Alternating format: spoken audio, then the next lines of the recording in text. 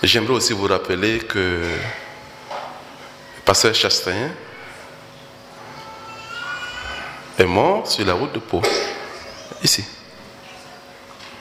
Son frère jumeau est mort ici,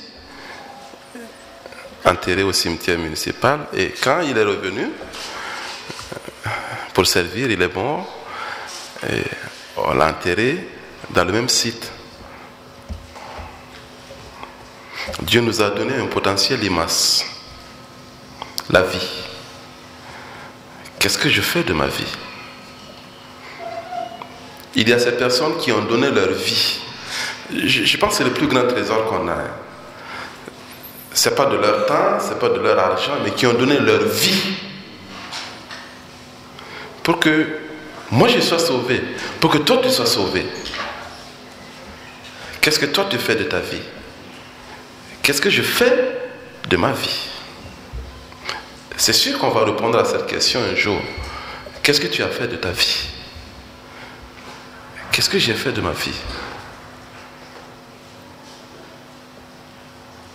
Mais déjà en regardant les aînés dans la foi, on trouve des chemins tracés. Et le pasteur Adama est l'un de ceux qui ont tracé le chemin. Pasteur Birba, missionnaire en Côte d'Ivoire. Pasteur Adama, qui a longtemps dirigé, président des églises d'Assemblée de Dieu de Côte d'Ivoire. Toujours aujourd'hui, pasteur de l'église de la Riviera en Côte d'Ivoire. À moi personnellement, il a fait beaucoup de bien. À ma famille aussi. Je ne peux pas tout dire. Mais aujourd'hui, nous allons écouter le pasteur Adama. Gloire à Dieu. Voilà, je vous salue, bien-aimés frères et sœurs, au nom de Jésus-Christ. Et vous apporte également les salutations de vos frères et sœurs de la Côte d'Ivoire, principalement de ceux d'Abidjan et à la Riviera, à la commune de Cocody. C'est un privilège pour moi de prendre la parole ce matin pour partager avec vous la parole de Dieu pendant quelques instants. Et j'ai béni le Seigneur.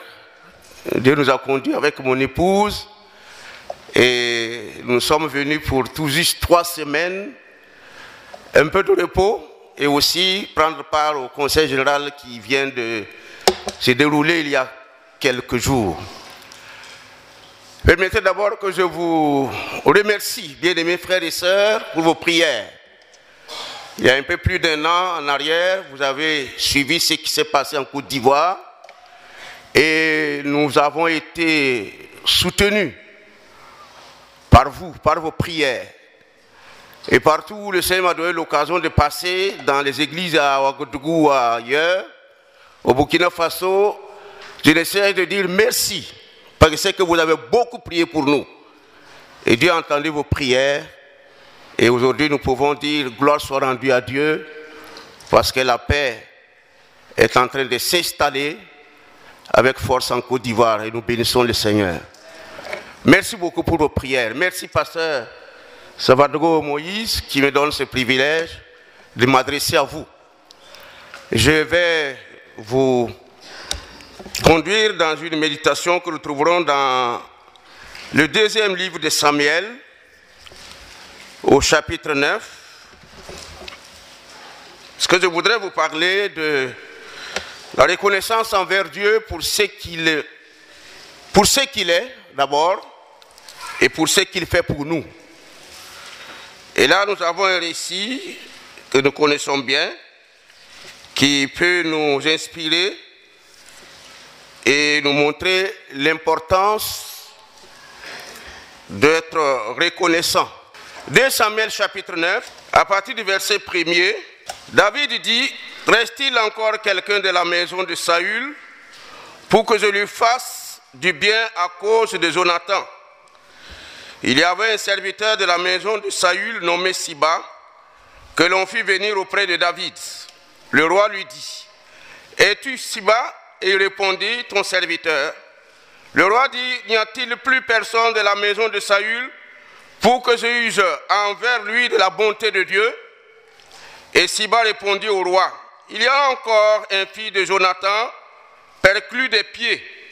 Le roi lui dit, « Où est-il » Et Siba répondit au roi, « Il est dans la maison de Maki, fille d'Abiel, à Lodébar. » Verset 5. Le roi David l'envoya chercher dans la maison de Maki, fille d'Amiel, à Lodébar. Et Méphibosheth, fille de Jonathan, fille de Saül, vint auprès de David, tomba sur sa face et se prosterna. David dit, Méphibosheth, et il répondit, voici ton serviteur. David lui dit, ne crains point, car je vais te faire du bien à cause de Jonathan, ton père. Et je te rendrai toutes les terres de Saül, ton père, et tu mangeras toujours à ma table. Il se prosterna et dit, qu'est ton serviteur pour que tu regardes un chien mort tel que moi? Et le verset 13 nous dit, Méphibosheth habitait à Jérusalem, car il mangeait toujours à la table du roi. Il était boiteux des 2 pieds. Que Dieu bénisse sa parole pour nous et que toute la gloire lui revienne à lui et à lui seul. J'ai dit que je voulais vous parler de la reconnaissance envers Dieu. Oui, et il y a bien des raisons qui peuvent nous amener à montrer à notre Dieu que nous le sommes reconnaissants.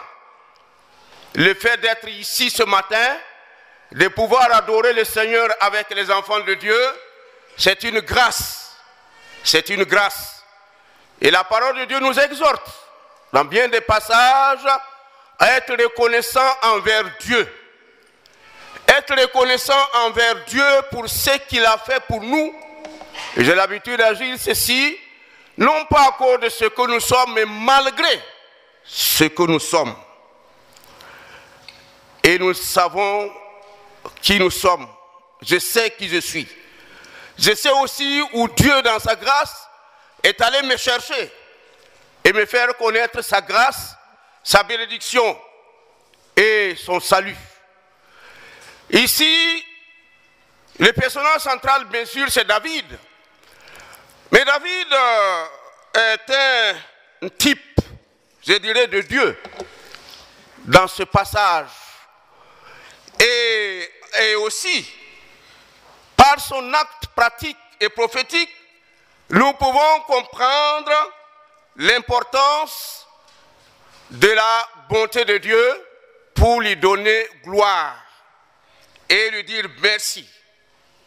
Connaissons qui est David, deuxième roi d'Israël, après que Saül fut rejeté à cause de sa rébellion contre Dieu. David a été établi roi et il a même eu ce privilège d'être considéré comme étant l'homme selon le cœur de Dieu. Cependant, nous savons ce que David a fait. Dans 2 Samuel chapitre 11 et 12, nous voyons un récit triste. Mais à cause de son attachement à Dieu, à cause de sa connaissance de Dieu, il a pu se ressaisir et il a pu poser des actes qui ont amené le Seigneur à permettre par son esprit que nous avons ce passage, c'est Actes chapitre 13, verset 22, verset 36, qui nous dit que David a été l'homme selon le cœur de Dieu et Dieu dit, il accomplira tous mes desseins. Et il fut dans sa génération celui qui a accompli les desseins de Dieu. Je relève tout cela pour montrer que ce n'est pas par hasard que David a pu faire ce que nous venons de lire, à savoir témoigner de la bonté envers quelqu'un qui était considéré comme étant un ennemi terrible, puisque descendant de Saül, et nous savons ce que Saül, après que David a été choisi par Dieu, a tout fait pour l'éliminer. Et David savait cela. Mais parce qu'il avait la crainte de Dieu et l'attachement à Dieu, il s'est comporté comme un homme qui sait que c'est Dieu qui prend soin de ceux qui se confient à lui.